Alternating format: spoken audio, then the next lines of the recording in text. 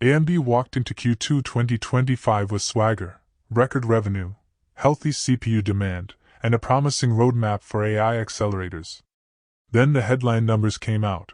Revenue smashed expectations, but earnings per share landed with a little wobble thanks to a regulatory write-down tied to exports.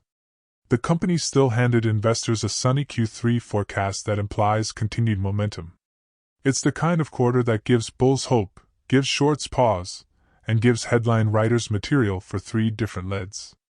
The good news on the top line: $7.7 billion and a 32% jump. AMD reported Q2 2025 revenue of roughly $7.7 billion, a 32% year-over-year increase, driven principally by robust sales of EPYC server processors and Ryzen client CPUs.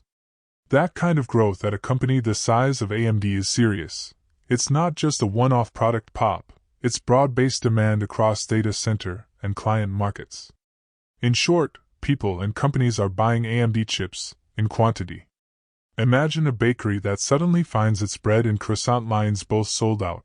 The whole shop is busy, not just the muffin corner.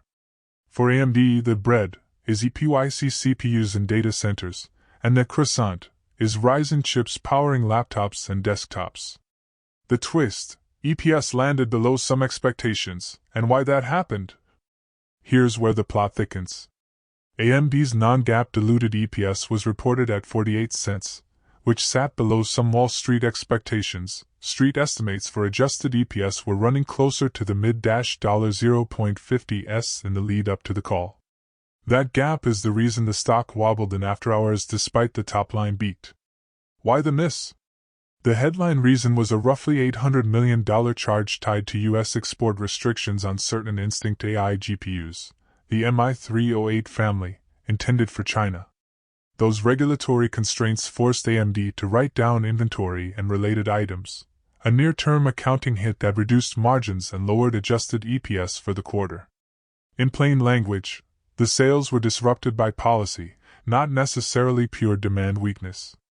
You ran a successful pop-up store and sold a ton of shoes, but then a customs rule blocks the shipment for one of your best-selling models and you have to take a markdown on those boxes that can't ship yet.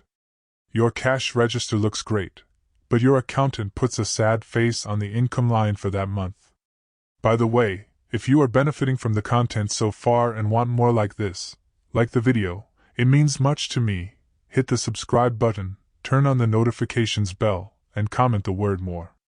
Just go ahead and type the word more so I know. Now that you have commented, let's continue. Margins and the export control effect, the invisible hand on profitability. AMD's reported gross margin fell compared to a year ago, and management was explicit that excluding the $800 million charge, non-GAAP gross margin would have been materially higher. They suggested it would have been in the mid-50s% range. So the export control effect looked like a margin compression event on paper, even if the underlying demand for many products remains strong. This is important. Margin math matters a lot for high-growth chip companies because investors price future free cash flow off those margins. Short, practical point: sometimes the headline EPS number can be driven more by accounting timing and regulatory shocks than by a collapse in fundamental demand. Traders care about both. Long-term buyers care more about sustainable margins. Outlook: Q3 guidance that made analysts sit up, about $8.7 billion. Perhaps the most bullish part of the quarter was guidance. AMD projected Q3 2025 revenue around $8.7 billion, give or take about $300 million, a forecast that exceeded consensus and implies roughly 28% year-over-year growth. That's a strong signal from management that they expect production ramps and demand to continue, not a fading quarter. The company specifically cited strength in data center demand and the ramp of its new AI accelerator family as the engine for this outlook. It's like the lead actor stumbling through a scene, the EPS miss, then the producer steps up and says, "Don't worry, next season we've got a bigger budget and new locations," and the network cheers. Investors now have to decide whether they believe the bigger budget promise. What's propelling the Q3 optimism? Data center momentum and the new GPU family. AMD said demand in its data center business, driven by ePYC server CPUs, was a key growth pillar. On top of that, AMD is ramping the Instinct MI350 series GPUs. The company flagged the MI350 ramp and early MI355X volumes, which management expects will contribute meaningfully in the second half of the year. These product ramps are the backbone of the $8.7 billion guide. If the MI350 family scales as planned and ePYC continues to take share, the math works. Imagine an orchestra adding brass and percussion right before the finale. The extra instruments make the final movement loud enough to get a standing ovation. The MI350S are those brass instruments in AMD's AI orchestra. All these could symbolically 500x AMD. But a big picture caution, AMD is not immune to big market meltdowns. History teaches humility. AMD's story is dazzling at times, but the company has also suffered brutal drawdowns and past market crashes. Across the dot-com bust and the global financial crisis, AMD's stock fell sharply. Different sources using different peak-to-trough windows show large declines. The dot-com era saw multi-year drawdowns for many tech names. In the 2007 to 2008 timeframe, AMD's share price tumbled by about 91% from a 2007 peak to a 2008 trough in one commonly cited interval.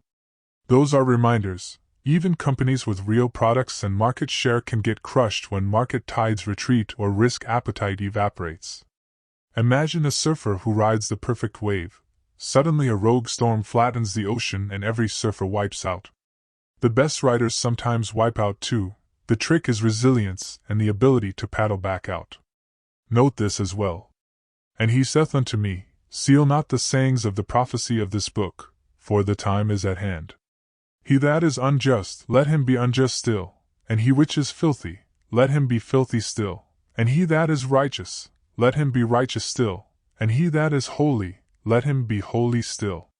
And behold, I come quickly, and my reward is with me, to give every man according as his work shall be.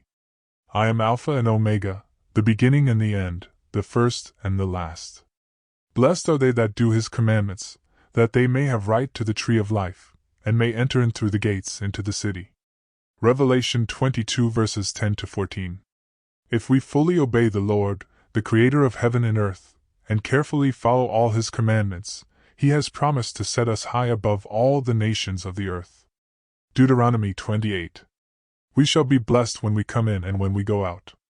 I appeal to you to accept God and let him be your guide, for he will never leave you nor forsake you. Do not be afraid, do not be discouraged. Deuteronomy 31 verse 8. Want more information? Please check the description section. That's the end for now. If you have watched until the end, drop a comment like this: I stayed until the end. Just comment that I stayed until the end. When I see this comment, I will give you a heart. 3 more favors I request from you. First, like this video, subscribe and then turn on the notifications bell. If you do this, you greatly encourage me to continue bringing to you insightful content. Do not miss out on our future videos full of insight. All I am asking is your subscription. Thanks for joining us today. Your support means so much to us.